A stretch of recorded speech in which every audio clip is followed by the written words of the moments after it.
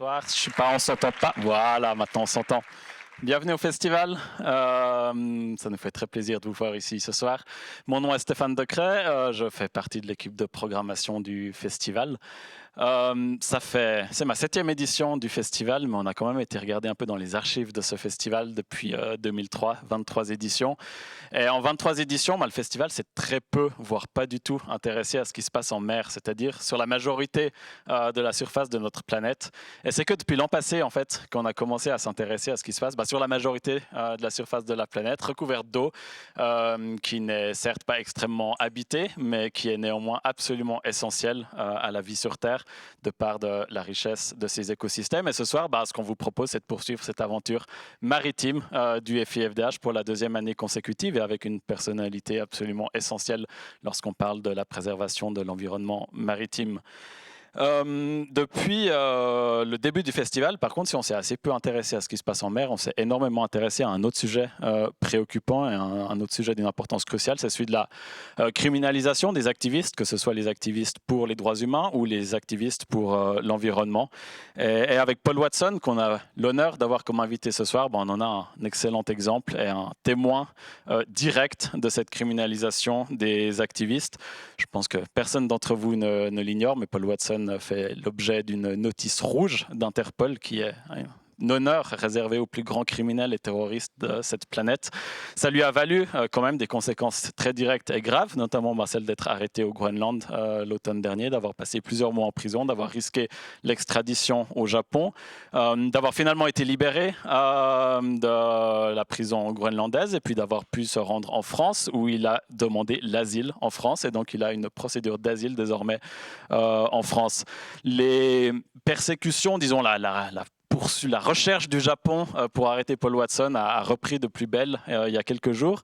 Et Paul Watson et son équipe juridique ont jugé que dans ces faits-là, il n'était plus assez sûr pour lui de franchir une frontière. Et donc, pour cette raison, malheureusement, il ne sera pas parmi nous ce soir, mais il sera en ligne depuis la France. Et il va pouvoir dialoguer avec vous ce soir, dialoguer avec notre modérateur, et puis aussi, vous aurez l'occasion de lui poser toutes vos questions. Donc, c'est le début de la soirée. On va lancer un top générique, et puis on annonce la suite tout de suite derrière.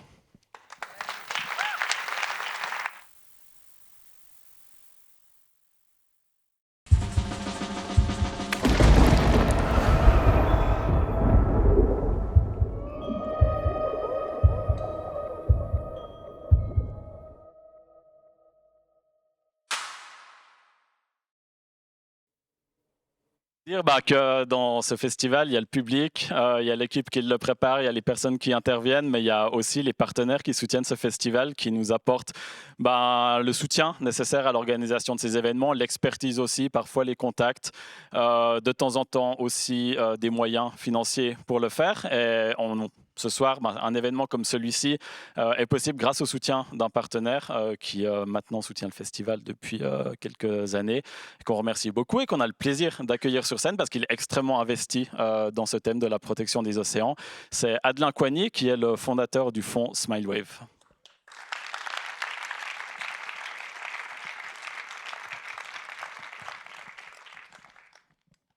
Merci Stéphane. Bonsoir tout le monde. Bonsoir à toutes et à tous. Donc, je m'appelle Adelin Coigny.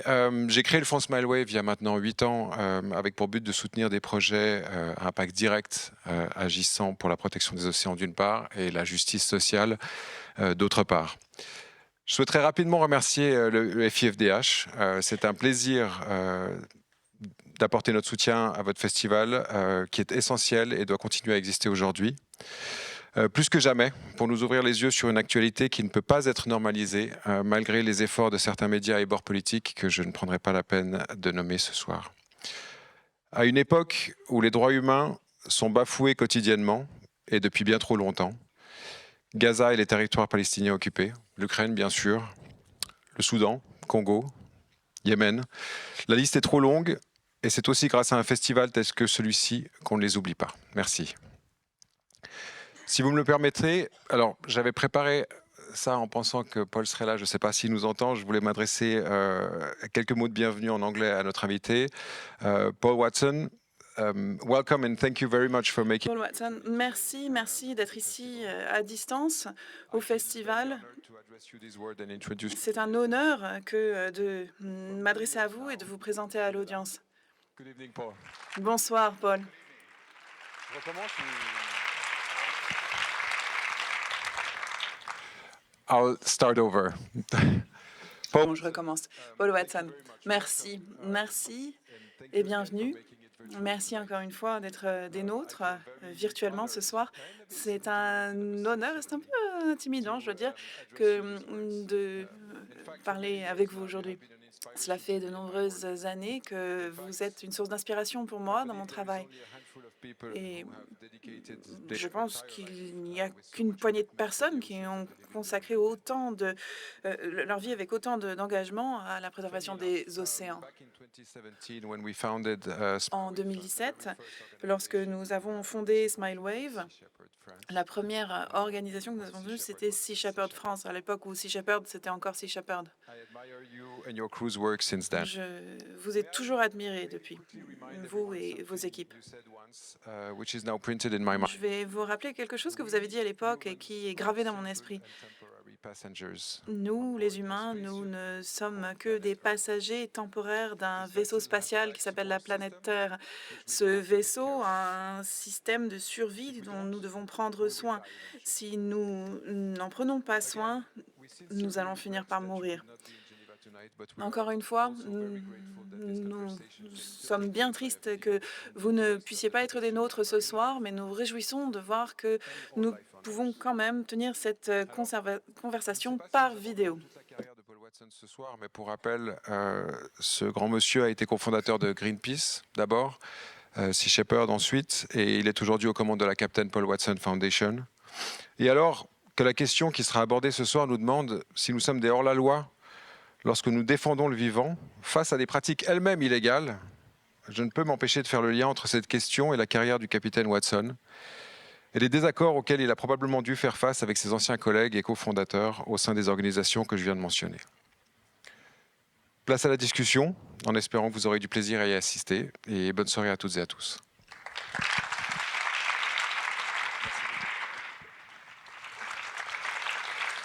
Merci beaucoup, Adelin. Vous dire encore en un mot que la discussion sera en anglais, mais vous avez toutes et tous reçu, si vous le souhaitez, un casque d'interprétation, et puis vous avez accès à une interprétation simultanée en français. Vous aurez à la fin la possibilité de poser toutes vos questions en français ou en anglais, c'est comme vous le souhaitez. Et puis pour modérer une discussion avec une grande figure de l'activisme, on avait besoin d'une grande figure du journalisme et puis du festival. Et on a le plaisir ce soir d'accueillir Bruno Giussani, qui est qui est journaliste, qui est ancien curateur global des conférences TED et aussi ancien président du conseil de fondation du FIFDH. Bonsoir Bruno. Merci. Et bonne discussion. Merci Stéphane. Bonsoir tout le monde. Merci. Hello Paul. Hope you're hearing us well.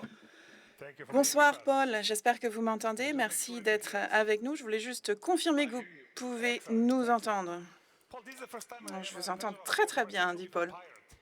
Eh bien, Paul, c'est la première fois que je m'entretiens avec un pirate. Enfin, en tout cas, ça, c'est, si on en croit, la cour d'appel pour le 9e circuit des États-Unis. On parle de baleines, on parle d'océans, mais commençons par le commencement, le fait que vous n'êtes pas ici avec nous à Genève ce soir. Et la raison pour cela, c'est que vos avocats vous ont conseillé de ne pas quitter la France où vous attendez votre statut de réfugié politique. Parce que le Japon vous veut. Ils veulent vous arrêter et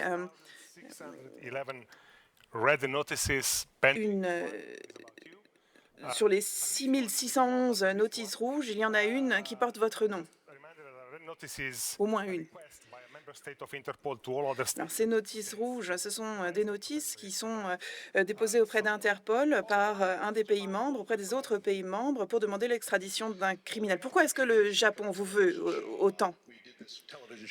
Eh bien, nous avons fait ce show télévisé, Whale Wars, de 2007 à 2017, et cela a vraiment humilié l'industrie baleinière du Japon. Voilà pourquoi ils veulent ma peau, et ils me suivent, et ils regardent tout ce que je fais. Et c'est pour ça que j'ai pas pu me rendre en Suisse. Ils mettent vraiment la pression parce que le ministère des Affaires étrangères a appelé la semaine dernière le Danemark pour leur faire la leçon. Pour vous donner une explication rapide de quoi il s'agit. En 2011, un baleinier japonais est rentré dans un navire qui n'était pas le mien, mais il l'a coupé en deux et l'équipage a été précipité dans l'océan. Bon, il n'y a pas eu de conséquences pour l'équipage, pour le baleinier japonais.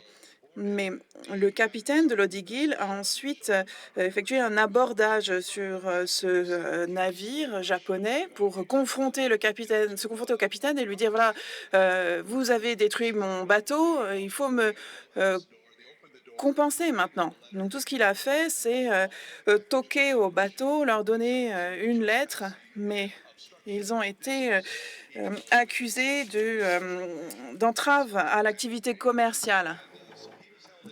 Donc, cette personne a été détenue pendant 2 mois et ensuite le procureur au Japon a passé un accord avec lui. Et cet accord, c'était de dire que Paul Watson, vous avez ordonné de faire ça et on allégera votre peine. Et il l'a fait. Après cela, il a signé une déclaration précisant qu'il avait menti devant les tribunaux pour alléger sa peine. Voilà la seule chose qu'ils ont contre moi. Et voilà pourquoi il n'a pas pu retourner aux États-Unis. Alors, ces 15 dernières années, depuis ce moment-là, eh bien, je me retrouve sur cette liste d'Interpol. Mais en 2017, au Costa Rica, il y a eu un changement de gouvernement et j'ai reçu un appel du nouveau ministre de l'Environnement du Costa Rica qui m'a appelé pour me dire que la notice rouge qu'ils avaient déposée, ils l'avaient laissée tomber. Ça montre bien à quel point toute cette affaire est politique. Donc, comment est-ce que j'ai découvert tout ça? Eh bien, en 2010, ils m'avaient sur leur liste bleue. Alors, j'ai découvert ça lorsque je suis allée du Canada aux États-Unis, parce que j'ai la double nationalité, mais j'avais montré mon passeport américain. Et d'un coup, je suis entourée de 6 officiers armés jusqu'aux dents. Ils m'ont menotté, ils m'ont embarqué pour m'interroger, puis m'ont relâché. Je leur ai demandé, mais pourquoi est-ce qu'ils étaient aussi lourdement armés? Et ils m'ont répondu, eh bien, parce que le Japon vous décrit comme un éco-terroriste dangereux et armé. C'est pour ça qu'ils ont dépêché 15 policiers pour m'arrêter au Groenland, parce qu'on m'a décrit comme étant un éco-terrorisme dangereux et armé.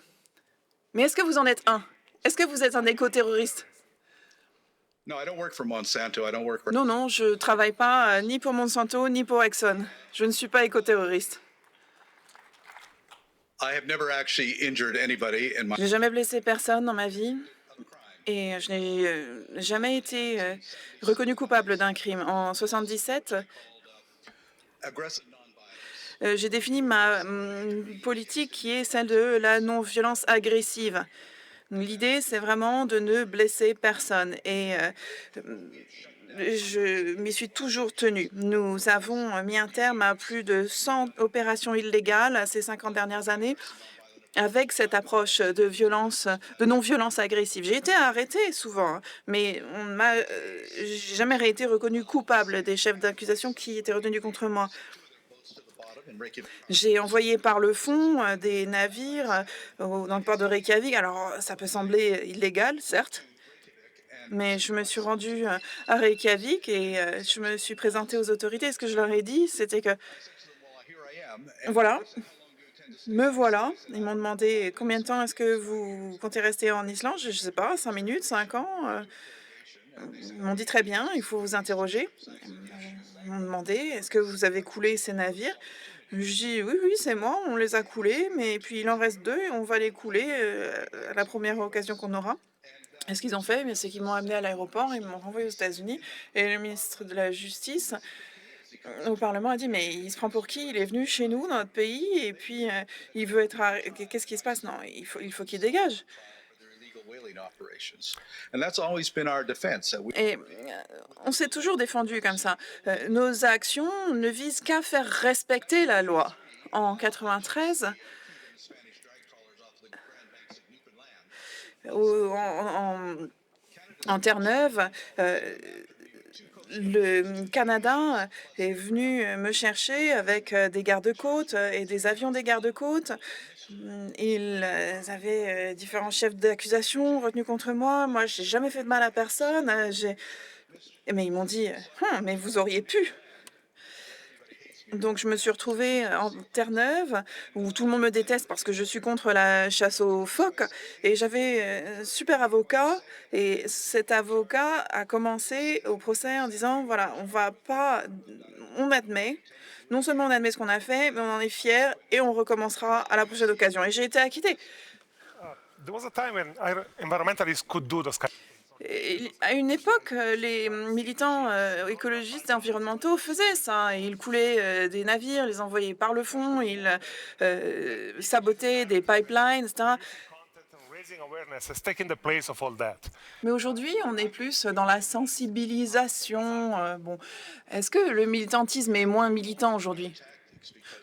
Eh bien, il faut évoluer parce que les gouvernements sont beaucoup plus répressifs aujourd'hui. Il y a de nouveaux arsenaux juridiques en permanence. Par exemple, le Canada a tenté d'appliquer cette loi sur la protection des phoques, ce qui prévoit qu'on n'ait pas le droit de filmer ou de prendre une photo d'un phoque qui se fait tuer. Et pour cette raison de cette loi, j'ai été arrêtée à de nombreuses reprises. Mais il faut être imaginatif. Vous savez, l'an dernier, il y a un film formidable qui est sorti qui s'intitulait How to Blow Off a Pipeline, donc comment faire sauter un pipeline. Et ils ont réussi à faire sauter un pipeline sans vraiment le faire sauter. Et le FBI était sur l'affaire, mais il ne pouvait rien faire. Et le message est passé quand même, sans qu'ils aient fait sauter quoi que ce soit. Donc c'est vraiment un exemple de la manière dont on peut utiliser son imagination pour faire passer un message. C'est là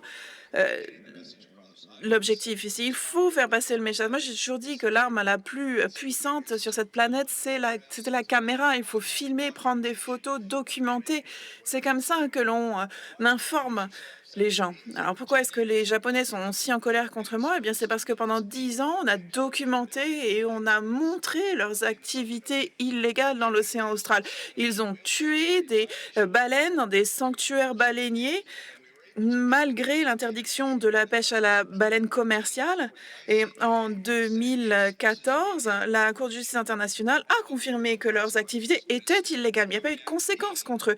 Et à l'inverse, c'est moi qu'on vient chercher et c'est moi qu'on tient responsable alors que ce sont eux qui ont été reconnus coupables par la Cour internationale de justice en 2011.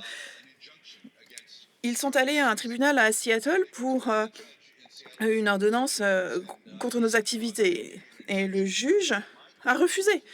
Le juge leur a dit, mais vous venez dans ma salle d'audience, les mains tachées de sang. Et une amende leur a été imposée, ils ont refusé de la payer et c'est pourquoi ces navires maintenant n'ont plus le droit de pénétrer dans les eaux australiennes, ils pourraient y être arrêtés. Donc ce juge qui a refusé de livrer cette ordonnance, eh bien, à ce moment-là, nous avons commencé notre campagne dans l'océan austral. Et à ce moment-là, la Cour d'appel pour le 9e circuit a lancé son injonction. Et donc, je me suis retrouvée au tribunal en novembre 2013. Et après un procès de 10 jours, on a été reconnu non coupable. Très bien. Et un an plus tard, on a été à nouveau appelé devant cette cour de 9e circuit. Et le jugement avait été cassé. Non seulement il avait cassé, mais maintenant, il fallait payer des réparations au secteur baleinier japonais. Ça pouvait aller jusqu'à 56 millions de dollars. Mais le secteur baleinier ne veut pas ça. Ils veulent simplement que les frais de justice soient payés. Donc 2 millions de dollars, on a payé. Mais ensuite, on a été accusé de piraterie. Et la raison pour laquelle les choses ont pris cette tournure, c'est qu'ils n'ont pas voulu ouvrir leur grand livre comptable, parce que sinon on aurait vu tout l'argent qui est envoyé dans les opérations baleinières. Alors maintenant qu'ils ont été accusés de piraterie, eh bien, ils ont voulu que l'on passe à une médiation. Et à ce moment-là, eh bien, cela ne concernait que les États-Unis. Et l'Australie, le Royaume-Uni, la France pouvaient continuer à lutter contre les Japonais. Et voilà ce qui a fini par se faire. Mais ce qui a été le plus gênant, c'est que j'ai été arrêtée en Allemagne en 2012 sur la base de la notice rouge. J'ai réussi à m'enfuir. Ils ont gardé mon passeport. Alors, j'avais plus de papier, mais j'ai réussi à rentrer au Canada, aller aux États-Unis. Et puis finalement, j'ai rejoint mon bateau pour aller aux Samoa et enfin dans l'océan austral et perturber leurs activités encore une fois. Donc voilà pourquoi le gouvernement japonais me traque. Pour l'instant sans succès, mais il faut que je sois vigilant.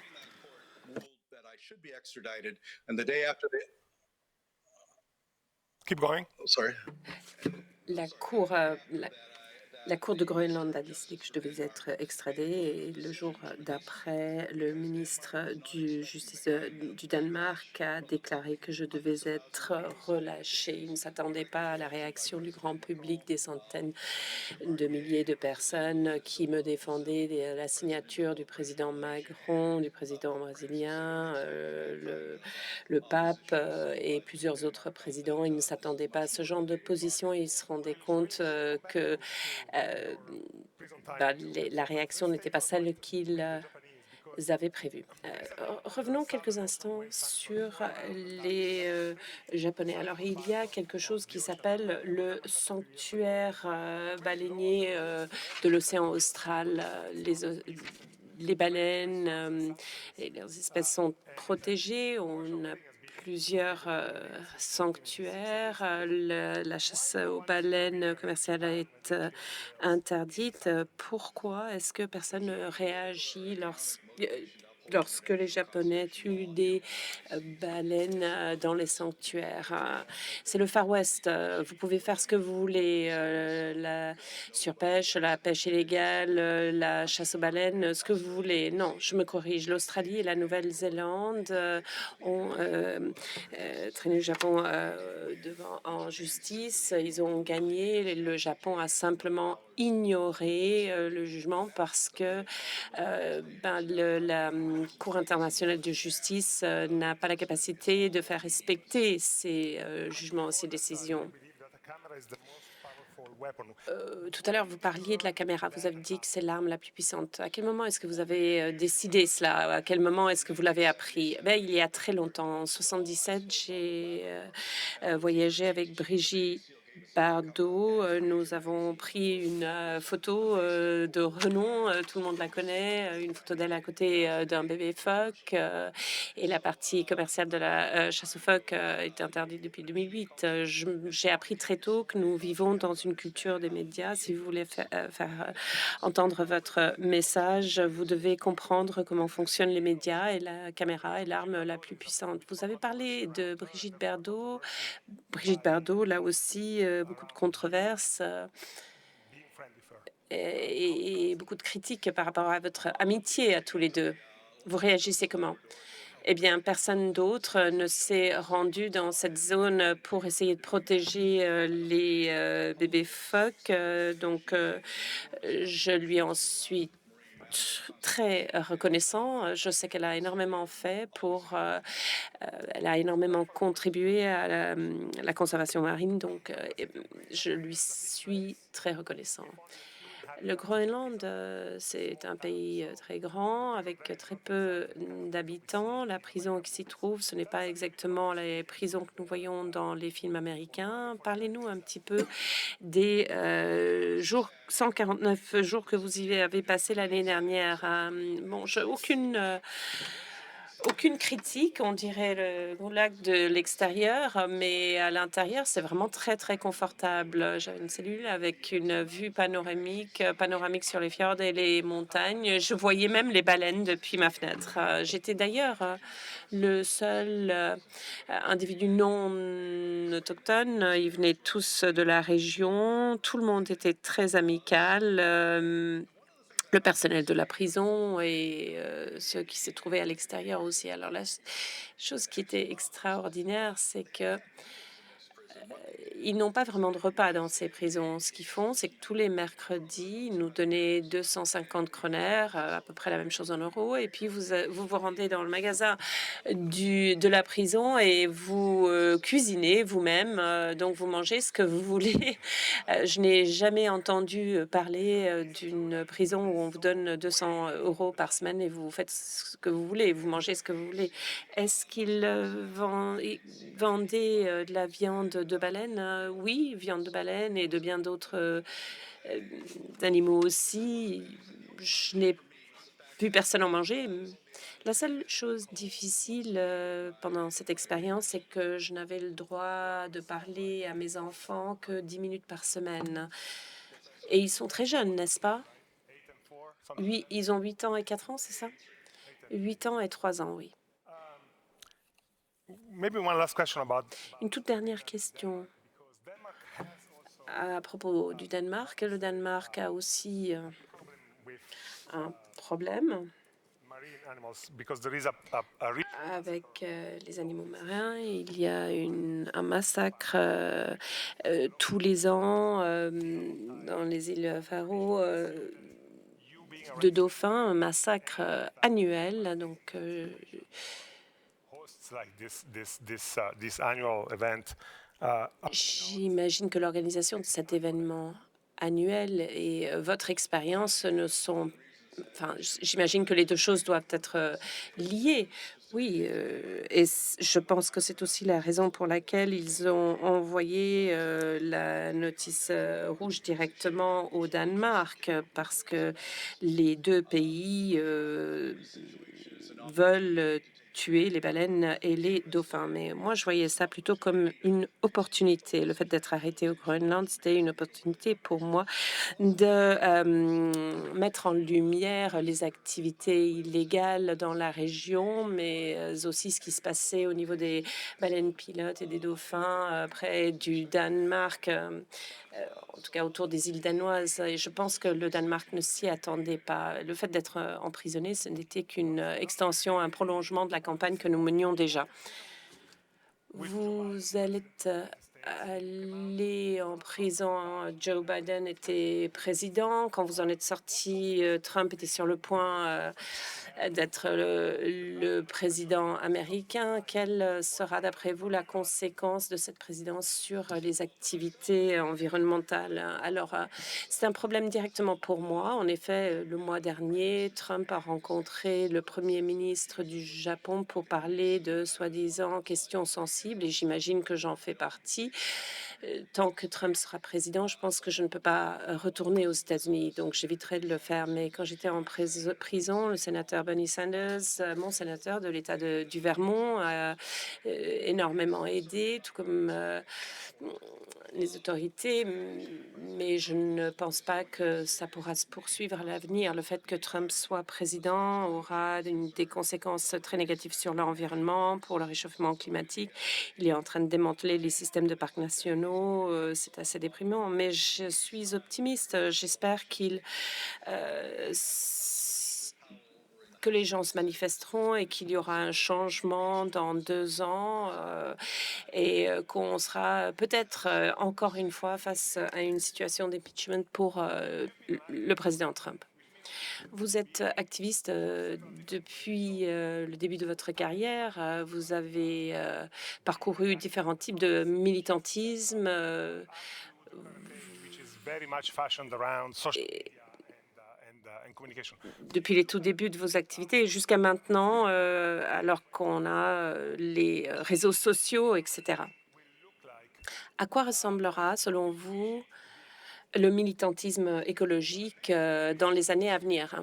Eh bien, je pense qu'il y aura énormément de lois qui limitent nos activités. Il y aura de plus en plus de demandes de produits et de ressources rares pour les extraire. Il faudra utiliser, je pense même, les soldats pour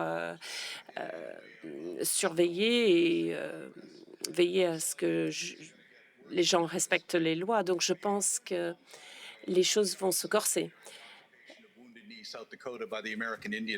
J'ai travaillé comme médecin à un moment donné. Nous étions entourés d'agents fédéraux qui tiraient sur les gens, qui en ont blessé, qui ont même tué des individus. Et je suis allée discuter. Je leur ai dit, je pense qu'on ne pourra jamais gagner. On est en minorité, alors pourquoi est-ce qu'on continue? Et ce gars-là s'est tourné vers moi et m'a dit, nous, ça nous importe très peu qu'on perde ou qu'on gagne. Nous, on est là parce que c'est le moment d'agir et c'est la chose qu'il faut faire. Ne pensez pas à l'avenir. On ne peut pas maîtriser ou décider de l'avenir, mais ce qu'on peut faire, c'est décider du présent. Une fois qu'on a défini le présent, on définira l'avenir. Donc moi, je vois les choses comme suit. Si on utilise les trois vertus de la passion, du courage et de l'imagination, nous pouvons transformer notre monde, mais il faudra se concentrer sur le présent. Ne réfléchissez pas au futur, ne déprimez pas, ne soyez pas pessimiste. Une seule personne peut changer le monde. Dian Fossey nous permet de voir encore les gorilles de montagne et d'autres ont aussi protégé des espèces qui auraient disparu aujourd'hui. Les gouvernements ne peuvent entraîner des changements que s'ils ont le soutien nécessaire des populations. Paul, one thing that Paul, il y a une chose que l'on peut dire, c'est que vos méthodes ont permis de sauver la vie de milliers de baleines et que vous avez mis sous le feu des projecteurs la vie marine. Mais vous avez aussi été critiqué, même du sein de votre organisation et par d'autres militants environnementaux. En 2022, votre organisation Sea Shepherd s'est fracturée. Il y a eu une sorte de schisme. Bon, ici, je simplifie, hein, mais maintenant, il y a deux Sea Shepherd. Il y a Sea Shepherd Global, qui est avec les Italiens et les Suisses, il faut le dire, hein, qui, eux, ne sont plus votre organisation. Et ensuite, il y a Sea Shepherd France, Royaume-Uni et Brésil. Et ça, c'est toujours votre organisation. Qu'est-ce qui s'est passé? Eh bien, il y a eu une prise d'intérêt illégale, hostile sur Sea Shepherd lorsqu'on m'a demandé de quitter le conseil d'administration à cause de la notice rouge, parce que c'était difficile de trouver une assurance, etc. Eh bien, ils ont fait entrer des gens au conseil d'administration qui allaient dans leur sens. Peter Hammerstedt est venu me voir et m'a dit, mais en fait, on ne peut plus faire ça. Il faut qu'on se rebrande. Et j'ai dit, mais pourquoi? Il me dit, mais on travaille avec tous ces pays en Afrique et qui sont en colère contre vous, en colère contre l'Islande. Et j'ai compris, en fait, c'est parce que un ministre de Namibie avait des problèmes avec l'Islande et Peter Henderson le savait. Donc, Sea Shepherd Global a commencé à faire des partenariats avec différentes entreprises de pêche, Austro-Fisheries. Et cette entreprise de pêche est financée par des pêcheries japonaises. Donc c'est incroyable parce que Sea Shepherd Global est financé quelque part ou est en ménage avec l'industrie de la pêche japonaise. Ils sont en partenariat avec Yamasek et avec une entreprise israélienne qui sécurise leurs bateaux. Ils ont payé les dernières années 2 millions d'euros à cette entreprise israélienne. Et ce représentant de Yamasek a pris d'ailleurs un congé pour aller tirer sur les Palestiniens et il s'en vante en plus. Donc finalement, il finance le génocide. Voilà ce que c'est devenu Sea Shepherd. Donc moi, lorsque j'ai été écartée, et d'ailleurs de manière illégale, parce que des tribunaux néerlandais ont jugé que ça a été fait de manière illégale, Sea Shepherd France, Royaume-Uni et Brésil ne me sont pas restés loyaux à moi, mais aux principes fondateurs de Sea Shepherd. Donc, ce qui se passe avec Australie, Nouvelle-Zélande, l'Italie, l'Allemagne, eux, ce qu'ils veulent, c'est avoir des bons salaires, leur poste, être bien au chaud grâce aux royalties du programme Whale Wars. Et voilà, en fait, ils veulent juste ne rien faire et puis être, profiter de la visibilité qu'ils ont gagnée. Et moi, c'est vraiment quelque chose que je refuse. Et maintenant, ils nous ont traînés en justice, moi et Sea Shepherd France, en disant qu'on n'a plus le droit d'utiliser le logo ni le nom. Ils ont même essayé de m'interdire d'utiliser mon propre nom, parce que l'utilisation de mon propre nom, ça pouvait induire en erreur leurs membres. Donc, c'est complètement dingue.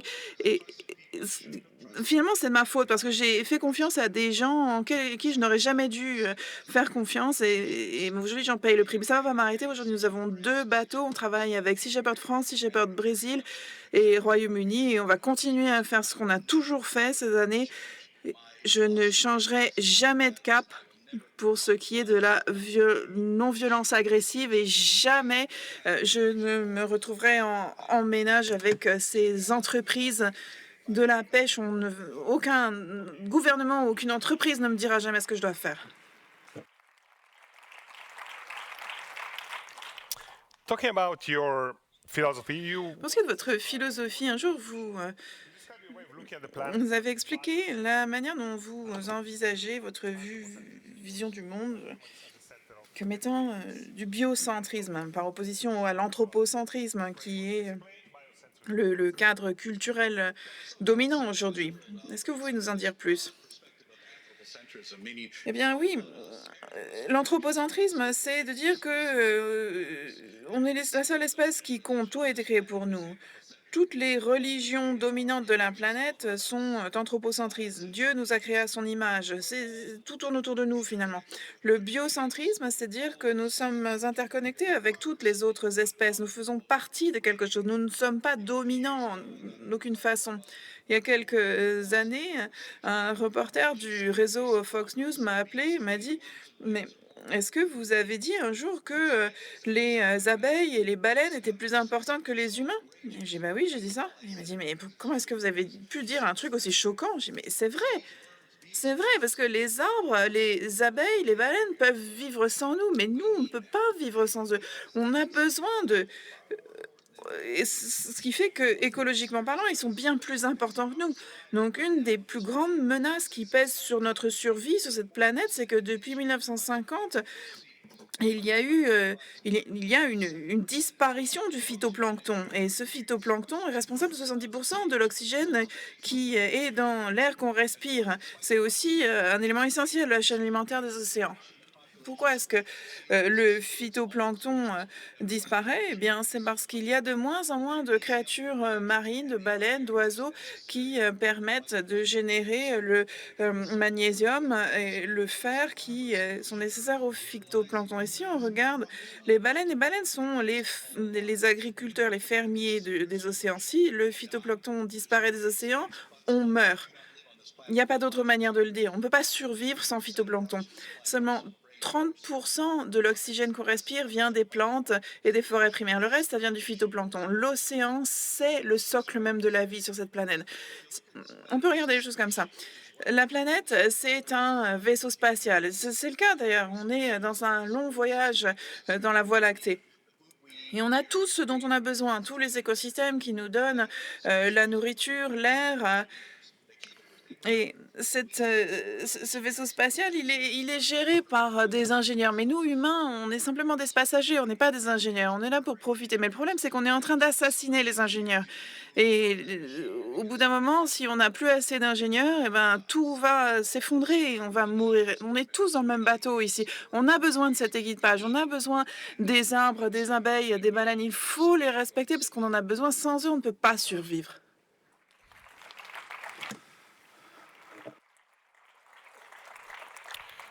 Paul, staying with biocentrism, you are Paul, vous avez dans votre approche trois lois de l'écologie. C'est lesquelles? Oui, c'est la loi de la diversité. La force d'un écosystème dépend de sa diversité. Plus il y a diversité, plus l'écosystème sera fort. Ensuite, il y a la loi de l'interdépendance. Toutes les espèces au sein d'un écosystème sont interdépendantes et ont besoin les unes des autres. Ensuite, il y a la loi des ressources limitées. Il y a une limite aux ressources. Une fois qu'une espèce utilise les ressources des autres espèces, eh bien, l'écosystème va s'effondrer. Toute espèce qui vit en dehors de ces trois lois de l'écologie ne peut pas survivre. Nous allons perdre plus d'espèces entre 2000 et 2065 que ce que nous avons perdu en ces 65 millions d'années. C'est à une vitesse sans précédent. C'est la pire chose qui soit arrivée depuis l'extinction il y a 250 millions d'années. Jamais une extinction n'a été déclenchée par une seule espèce, à savoir la nôtre. Avant de donner la parole au public pour ces questions, prenons quelques instants pour parler des baleines. Nous sommes tous fascinés par les baleines, leur taille, leur intelligence, leur chant, leur majesté. C'est des êtres très majestueux. Vous les connaissez mieux que nous tous ici. Pourquoi est-ce que les baleines vous passionnent autant? Eh bien, nous avons dépensé des milliards de dollars à chercher la vie, à savoir si la vie existait ailleurs, dans d'autres univers, et on dépense beaucoup moins pour connaître nos espèces ici sur Terre. Ce n'est que récemment que nous avons commencé à travailler sur le langage des baleines. Et je suis convaincue qu'il y en a un. Nous avons des espèces avec des cerveaux absolument énormes, allant jusqu'à 9000 mètres cubes. Centimètres cubes, c'est absolument extraordinaire, avec des connexions qui sont bien plus complexes que dans nos propres cerveaux. Vous avez peut-être vu des cerveaux de rats, de chiens, d'êtres humains, et on voit l'évolution du cerveau en taille et au niveau des connexions de neurones, mais jamais on ne vous placera un cerveau d'orque ou de baleine devant vous, parce que là, les êtres humains ont vraiment l'air idiots. Alors une fois, on m'a dit, Watson, vous avez dit que les baleines sont plus intelligentes que les êtres humains. Comment pouvez-vous dire une chose aussi idiote? Et je lui ai expliqué que d'après mon approche, les baleines étaient plus intelligentes que nous. Et il m'a dit, mais si on utilise cette approche-là, alors les cafards le sont aussi. Et je lui ai dit, bah oui, vous commencez à me comprendre maintenant. Mais tout être vivant a une intelligence qui est relative à leur position dans un écosystème. J'ai appris hier que les chiens peuvent découvrir des corps sous l'eau. Ils peuvent sentir un corps sous l'eau alors que le corps est 10 mètres, était à 10 mètres de profondeur. Donc, toutes sortes de formes d'intelligence. Nous mesurons l'intelligence par le biais d'outils. On dit si un être peut utiliser un outil, il est intelligent, mais on ne comprend pas l'intelligence non manipulative, l'intelligence des êtres qui n'ont pas besoin d'outils, qui sont parfaitement adaptés à leur environnement. Pourquoi donc aurait-il besoin d'outils?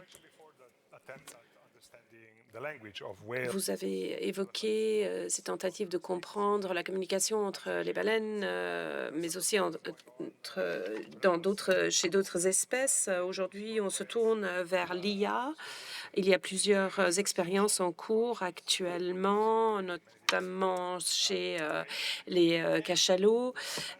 Et aujourd'hui, les scientifiques semblent avoir établi qu'ils communiquent par le biais de sons, de clics, une sorte de son structuré. Ils pensent que c'est peut-être un alphabet phonétique. Qu'en pensez-vous? Eh bien, moi, je suis très heureux de ces découvertes. J'ai travaillé sur la communication entre les orques. Je pense qu'on y arrivera. On sait déjà qu'il y a différents dialectes. On peut savoir d'où vient l'orque en fonction de son dialecte. Ça, c'est quelque chose qu'on a découvert. Mais les baleines transmettent énormément d'informations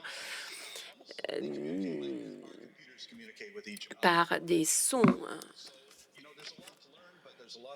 Je pense qu'il y a encore énormément à apprendre et beaucoup de possibilités qui s'offrent à nous. Et je pense que très, très bientôt, nous serons en mesure de communiquer avec les baleines. Je ne suis pas certain que nous voulions savoir ce qu'ils pensent de nous. Je ne pense pas que ce soit très bon, mais j'aurais quelques mots à vous dire à propos des orques. En 75, j'ai été sur un navire proche de la rive et il y a plein d'orques qui se sont approchés de nous.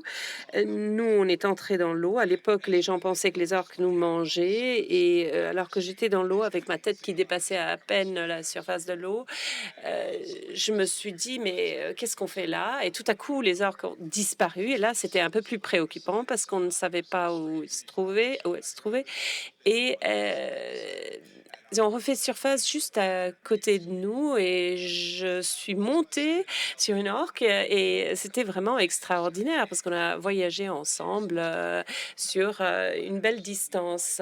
C'est l'être le plus puissant qui existe et il m'a permis de monter sur lui. Pourquoi? C'était extraordinaire, mais jamais un être humain n'a été tué par ces êtres en liberté. C'est arrivé 3 fois en captivité, mais c'est parce que la captivité les rend complètement fous. On dirait une scène de Dune. Alors maintenant, j'ai envie de me tourner vers le public et voir s'il y a des questions dans la salle. Est-ce qu'on peut peut-être allumer un petit peu? Avez-vous des questions pour Paul? Vous pouvez lever la main et on vous donnera un micro. Je m'appelle Anna. Est-ce que vous m'entendez? Très bien. Quel plaisir de vous rencontrer. Merci beaucoup. I've wondered, while listening or somehow related to what I do and so forth, about your philosophy of leadership, because Je m'interrogeais à propos de votre philosophie, votre approche en matière de leadership. Vous avez constaté que l'espace pour les militants est en train de se rétrécir et j'aimerais savoir comment vous avez trouvé un équilibre. Vous êtes toujours sous les feux des projecteurs, mais il y a aussi les organisations et les gens avec lesquels vous travaillez. J'aimerais donc vous entendre parler brièvement de cet équilibre que vous avez dû trouver. Quels sont les risques et les avantages à être toujours sur scène? Alors, il y a des avantages et des inconvénients. Ces 50 dernières années, j'ai dû déléguer énormément. Je suis en faveur du leadership organique. Alors, la responsable de Sea Shepherd France, on s'est rencontrés en 2005. Elle a voulu établir Sea Shepherd France et je lui ai dit, mais fais-le. Ce n'est pas elle qui l'a fait. Ce n'est pas moi qui l'ai fait, c'est elle. Donc, elle a mis à SM Lali. Et c'est pareil pour le Brésil et d'autres pays aussi. Ce sont eux les leaders, pas moi. Moi, j'ai créé Sea Shepherd comme mouvement et pas comme organisation.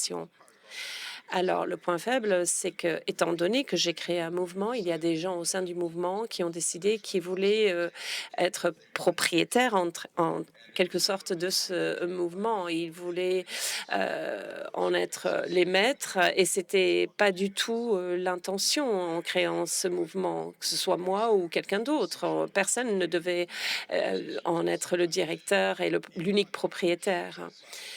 Moi, je ne changerai jamais mon type de leadership. Il faut toujours déléguer, il faut donner les pouvoirs aux autres. Moi, je ne peux pas tout faire tout seul et personne ne peut tout faire tout seul. On verra bien où ça va.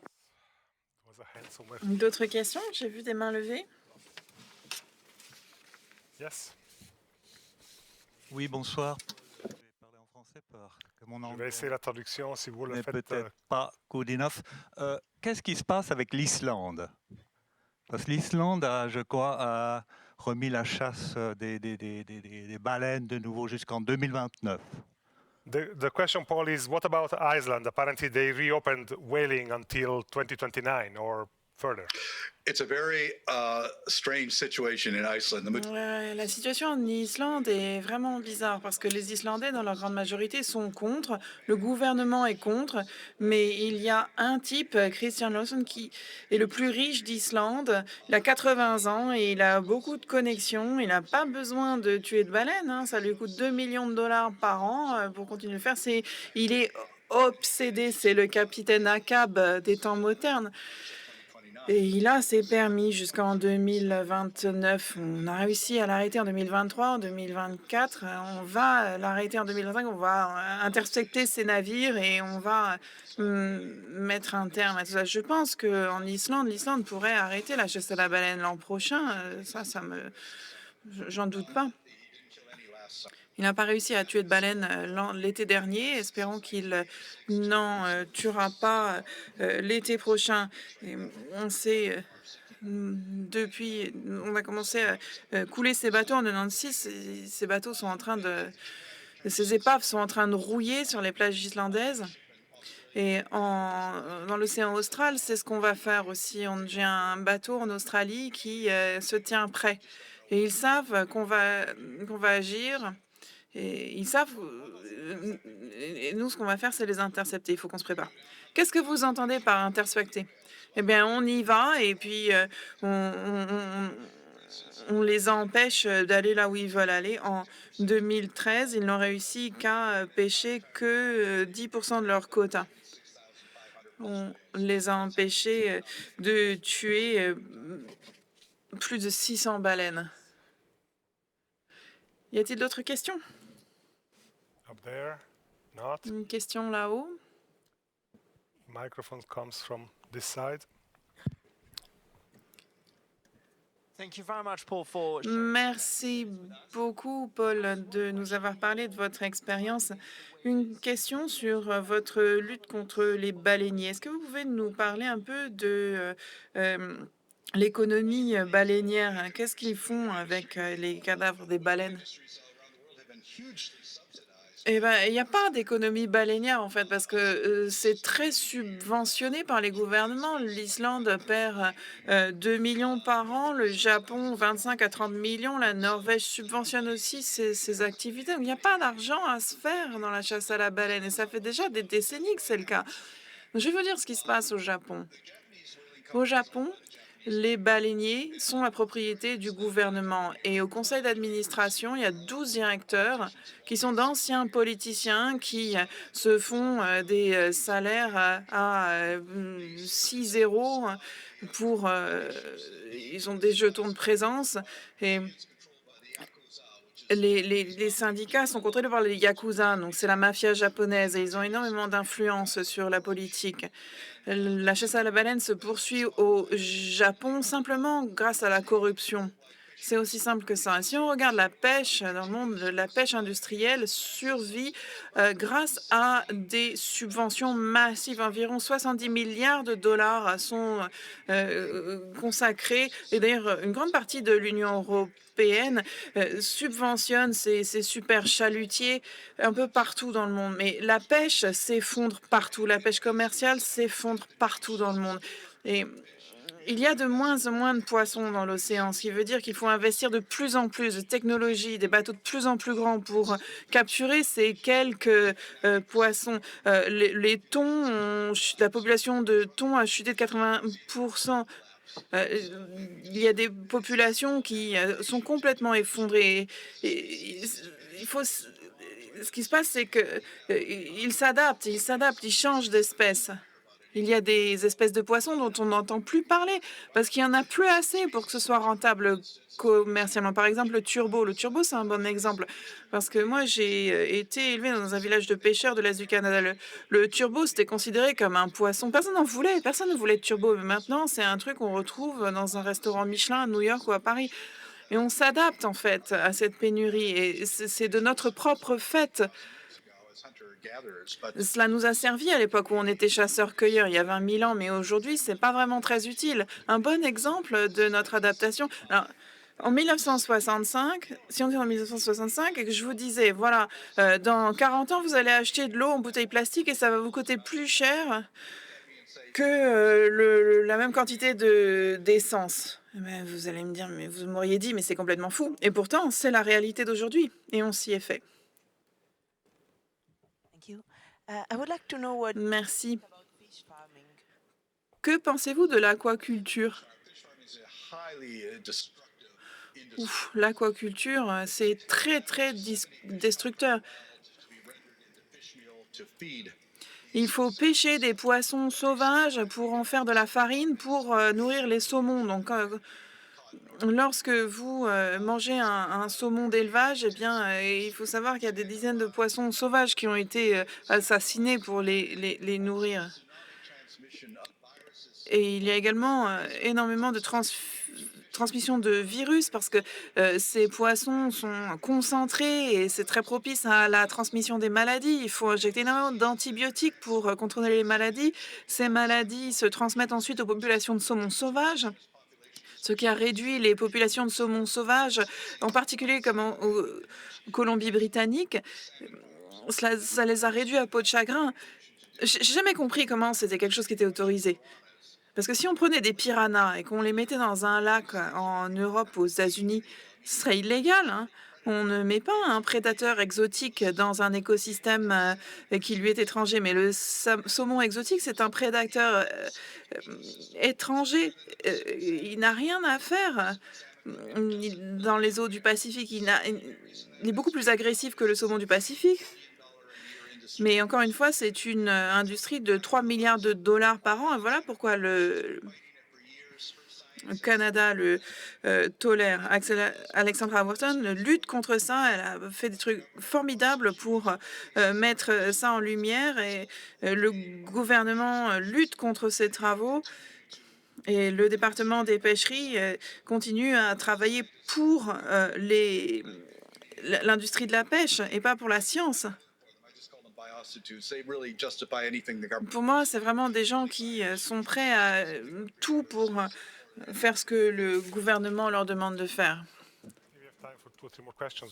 Il nous reste un peu de temps pour quelques questions. Bonjour et désolé pour mon anglais. Si je ne me suis pas trompée, j'ai entendu parler d'un projet qui vise à protéger 30% des mers.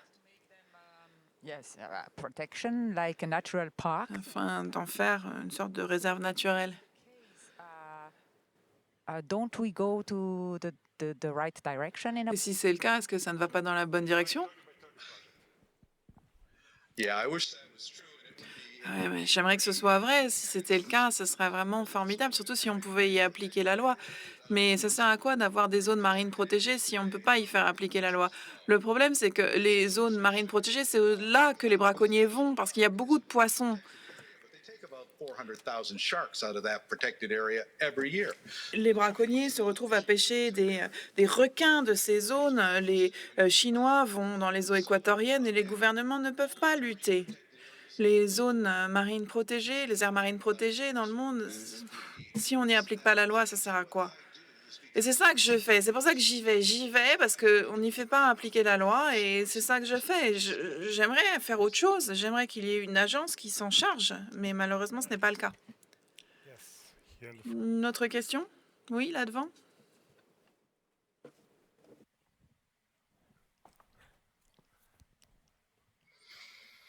Thank you very much for sharing your... Merci de nous avoir parlé de votre expérience. J'ai une question qui relève du domaine économique. Je sais que vous avez été critiqué quant à votre approche sur le fait que radical critique of capitalism. Vous ne critiquez pas le capitalisme de manière radicale. Say about that, or is Qu'est-ce que vous pouvez nous dire là-dessus? Est-ce que c'est votre stratégie? Quelle est votre position sur le système économique? Comment est-ce que nous pourrions faire mieux?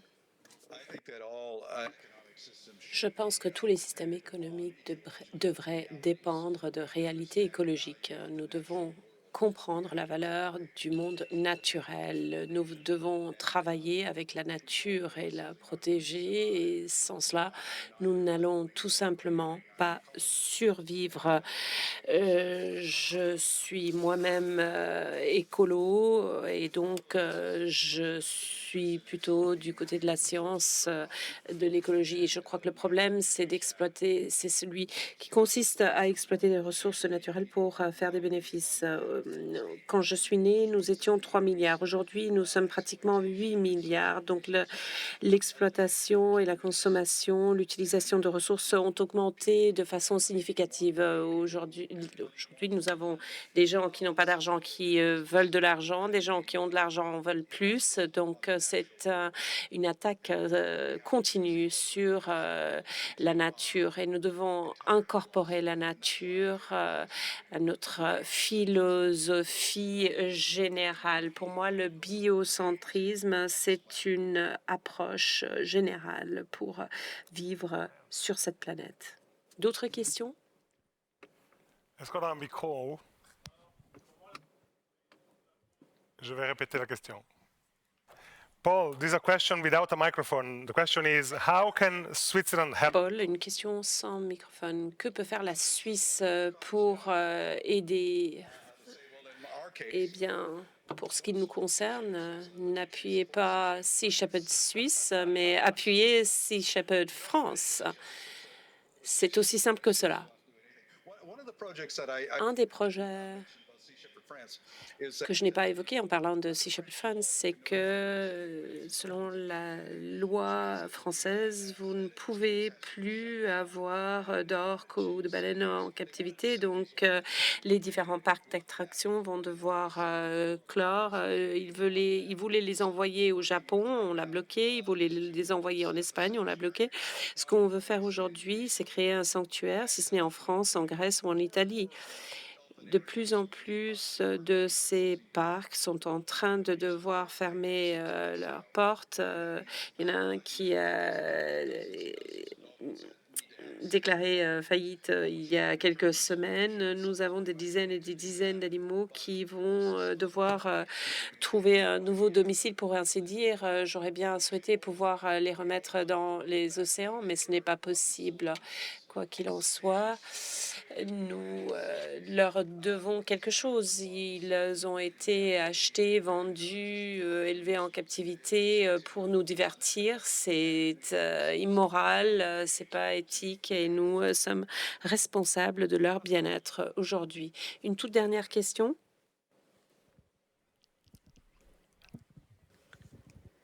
Hi, Paul. Sorry, Bonsoir, Paul. Would you tell everybody in the room today to stop eating fish? Est-ce que vous diriez à tous les membres du public d'arrêter de manger du poisson? Oui, c'est ce que j'aimerais. J'ai participé à la conférence sur le changement du climat à Paris et je leur ai parlé justement de ça. Il faudrait que les océans puissent se reprendre. Une grande partie de ce qu'on pêche n'est pas mangé par les êtres humains. On les donne à manger aux poissons et aux porcs, mais il n'y a pas suffisamment de poissons dans l'océan pour qu'on continue ces activités. Les poissons sont des animaux sociaux, nous devons encore comprendre leurs habitudes. Nous n'avons pas besoin de pêcher autant. Nous devons passer petit à petit à un régime basé sur les plantes et je pense que nous le ferons. Nous n'aurons pas le choix. On va devoir le faire parce qu'il n'y aurait rien d'autre à manger. Aujourd'hui, nous avons de plus en plus de maladies nous avons la grippe aviaire et des millions d'animaux qui sont euthanasiés ou tués pour limiter la propagation de ces virus parce que l'industrie est un lieu où les virus sont créés et se propagent. Ça constitue une menace directe à notre propre survie. Donc, il n'y a pas de raison qu'on doive manger du poisson. Nous sommes 8 milliards, nous pouvons trouver d'autres choses à manger. Alors, je comprends qu'il existe des communautés où les gens dépendent du poisson, mais ce n'est pas ça la pêche aujourd'hui. La pêche industrielle, ce sont des chalutiers, ce sont des filets. Nous avons pris un filet dans un océan qui était à 4 km sous l'eau. Il nous a fallu 2 heures pour le prendre et il mesurait 72 km.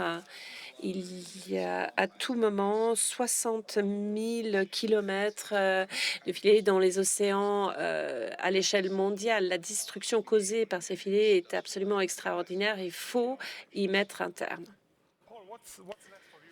Et Paul, une fois que vous aurez de nouveau la possibilité de voyager, qu'allez-vous faire? Eh bien, nous allons nous rendre cet été en Islande pour agir là-bas, agir contre les baleiniers. Nous avons d'autres campagnes. J'écris des livres. Je vais écrire un deuxième livre pour enfants. Je trouve que c'est une activité importante parce que les enfants ont une intuition, une compréhension naturelle de ce qui se passe dans le monde. Donc, je serai bien occupée. Merci, Paul, d'avoir participé à cette conférence. Nous espérons pouvoir vous accueillir au festival dans un avenir pas trop lointain. Pour le moment, merci d'avoir participé à cette soirée. Merci à vous.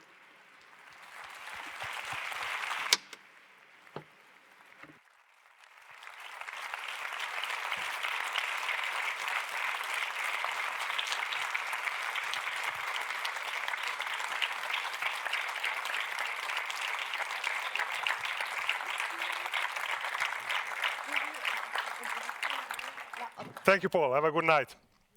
Merci, Paul. Belle soirée. Merci à vous. C'était un plaisir. Et voilà, nous en sommes arrivés au terme de cet événement. Nous n'avons pas de film pour cet événement. Il y en a d'autres que vous pourrez voir tout au cours de la semaine. Merci de votre présence et à bientôt.